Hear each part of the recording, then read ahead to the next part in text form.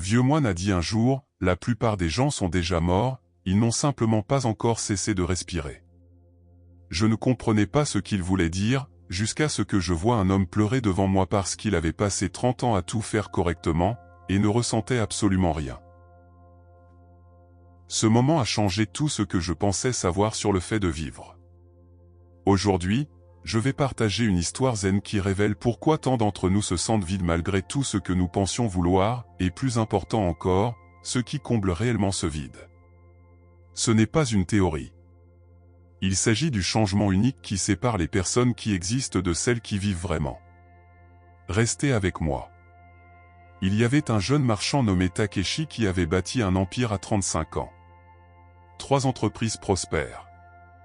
Une belle maison. Le respect dans sa communauté. Tout ce dont ses parents avaient rêvé pour lui.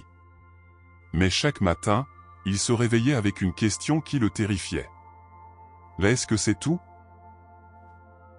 Il a essayé de l'ignorer. Il a travaillé plus dur.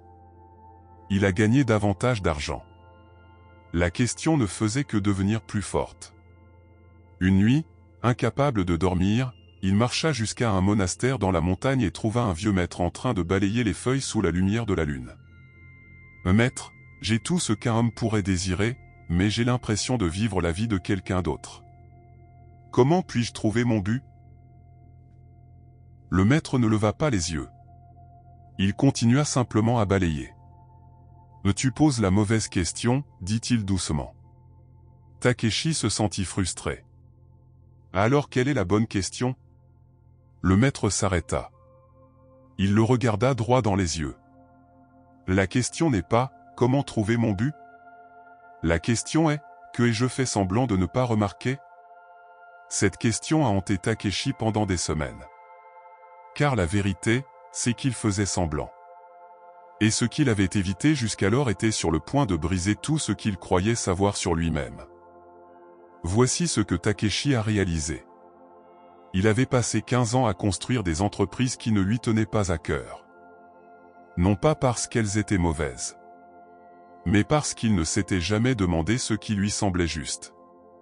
Il avait suivi un scénario, étudié sérieusement, gagné de l'argent, assuré sa sécurité, obtenir le respect. Mais personne ne lui avait jamais demandé. « Qu'est-ce qui te fait te sentir vivant ?» Le maître l'expliqua ainsi. Le but n'est pas quelque chose que l'on trouve. C'est quelque chose que tu as recouvert sous les attentes des autres. Réfléchis à cela. Quelle part de ta vie vis-tu en pilote automatique ?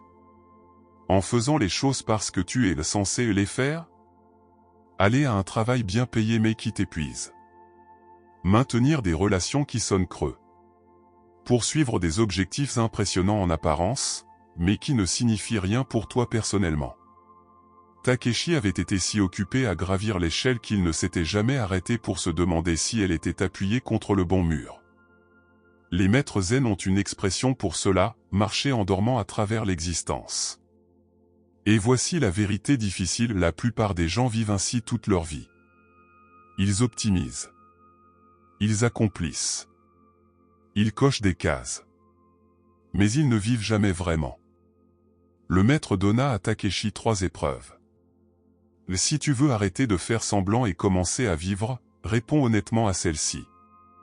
Première épreuve, la question du lit de mort. S'il ne te restait qu'1 an à vivre, qu'arrêterais-tu immédiatement de faire ? La réponse de Takeshi fut immédiate.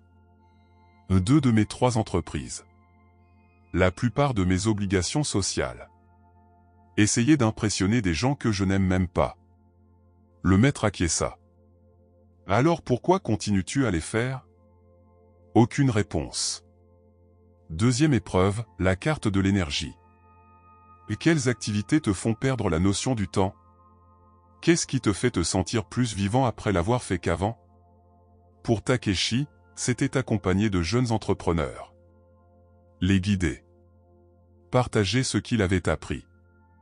Il avait évité cela parce que ça ne rapportait pas d'argent.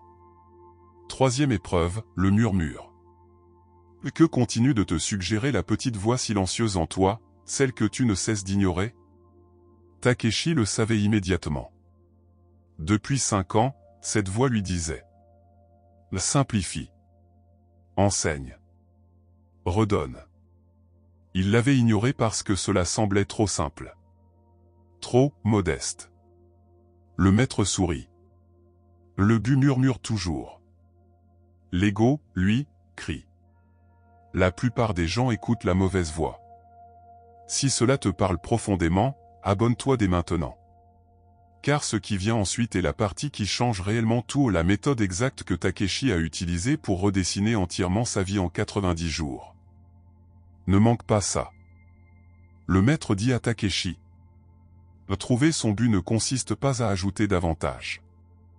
Il s'agit de soustraire tout ce qui n'est pas toi.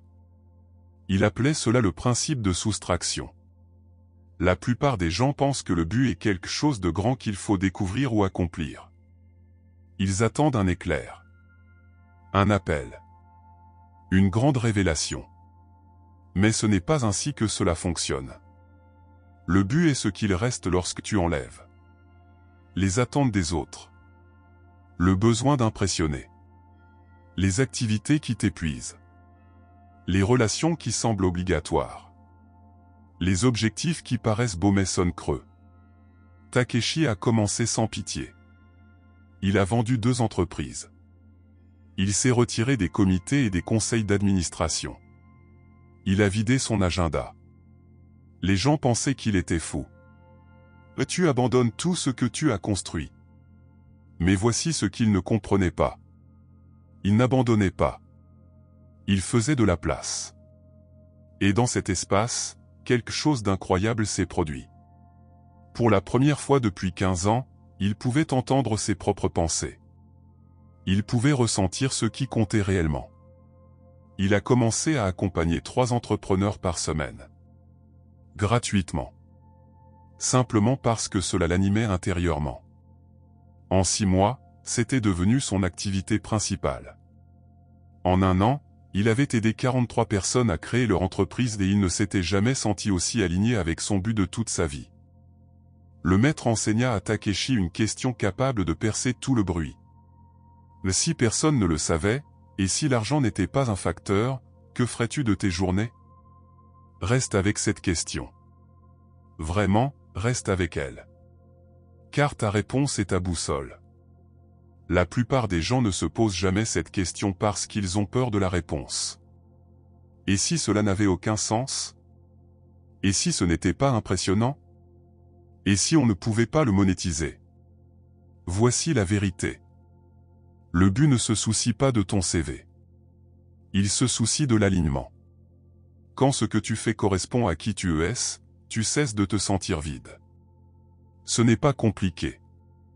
C'est simplement honnête. Takeshi m'a dit. Je gagne moins d'argent maintenant. Mais je ne me suis jamais senti aussi riche. Ce n'est pas une poésie naïve. C'est ce qui se produit quand tu cesses de jouer un rôle dans ta vie et que tu commences à la vivre réellement. L'enseignement zen ici est simple. Une vie vécue en alignement n'a pas besoin de motivation. Elle t'entraîne naturellement vers l'avant. Quand tu vis avec un but, tu n'as pas besoin de discipline. Tu as besoin de retenue pour ne pas trop travailler. Voilà la différence. Maintenant, parlons de ce qui bloque les gens. Parce que Takeshi a traversé cela aussi. Quand il a commencé à changer, il s'est heurté à 3 murs immenses. Mur numéro 1, la culpabilité. Je devrais être reconnaissant. D'autres ont bien pire. Qui suis-je pour vouloir plus? La réponse du maître. La gratitude et la croissance ne sont pas ennemis. Tu peux apprécier ce que tu as ôté et évoluer au-delà. Mur numéro 2, la peur. Et si j'échoue? Et si ça ne fonctionne pas? Et si je le regrette? Le maître? Tu échoueras certainement à certaines choses. Mais tu regretteras de rester bloqué pour toujours. Mur numéro 3, l'identité. C'était le plus grand obstacle. Takeshi avait passé 15 ans à être l'homme d'affaires prospère. Changer signifiait abandonner cette identité. Et cela ressemblait à une mort. Le maître dit quelque chose de profond. Tu ne meurs pas. tu enlèves un costume. Le vrai toi attendait en dessous depuis le début. Voici ce que tu dois comprendre. Si tu ressens une résistance à changer ta vie, ce n'est pas un signe que tu ne devrais pas le faire. C'est un signe que tu touches quelque chose de réel. Le confort plaidera toujours pour que tout reste pareil. Le but exige du courage. Le maître donna à Takeshi un dernier enseignement. Imagine deux chemins. Sur l'un, tu ne changes rien. Sur l'autre, tu commences à vivre avec un but dès aujourd'hui. Maintenant, avance de 5 ans sur chacun de ces chemins. Quelle version de toi veux-tu rencontrer? Takeshi ferma les yeux. La réponse fut immédiate et viscérale. Sur le premier chemin, il se vit, plus riche, plus accompli, mais plus vide. Suivant les routines. Engourdi. Sur le second chemin, il se vit moins élevé en statut mais plus grand en présence. Épanoui. Vivant. Entouré de personnes qui l'avaient aidé. Le maître demanda. Quel futur es-tu en train de construire, ici et maintenant? Cette question est aussi pour toi. Chaque jour, tu construis l'un de ces futurs. Pas avec de grands choix dramatiques, mais avec de petites décisions quotidiennes. Ce à quoi tu dis oui. Ce que tu tolères. Où tu investis ton énergie. Vivre avec un but n'est pas une destination. C'est une direction. Et tu choisis cette direction chaque matin. Takeshi fit son choix. Il reconstruisit sa vie autour de ce qui comptait vraiment. Il me dit des années plus tard. Je ne me souviens pas de la plupart de mes transactions commerciales réussies. Mais je me souviens du visage de chaque personne que j'ai aidé à trouver son chemin. Voilà à quoi ressemble une vie vécue avec un but. Pas plus fort. Plus profond. Pas plus. Plus vrai. Voilà à quoi ressemble une vie vécue avec un but. Pas plus fort. Plus profond. Pas plus. Plus vrai. Voici par où commencer. Ce soir, avant de dormir, pose-toi la question du maître. Que ai-je fait semblant de ne pas remarquer? Ne te précipite pas pour répondre. Contemple simplement la question. Puis demain, fais les 3 épreuves. Que cesserais-tu de faire si le temps était limité? Qu'est-ce qui te fait te sentir plus vivant? Que te murmure ta voix intérieure? Écris tes réponses. Ne les juge pas, contente-toi de les observer. C'est la première étape. Étape 2, supprime une chose cette semaine qui n'est pas en alignement. Un engagement. Une obligation. Une habitude. Fais de la place. Étape 3, ajoute une chose qui est en alignement. Même si c'est petit. Même si ce n'est pas pratique. 1 heure par semaine à faire quelque chose qui t'illumine. Le but ne se construit pas en un jour. Il se construit dans des moments de choix honnêtes. Le maître dit à Takeshi quelque chose que je te laisse méditer. Tu n'as pas besoin de comprendre toute ta vie.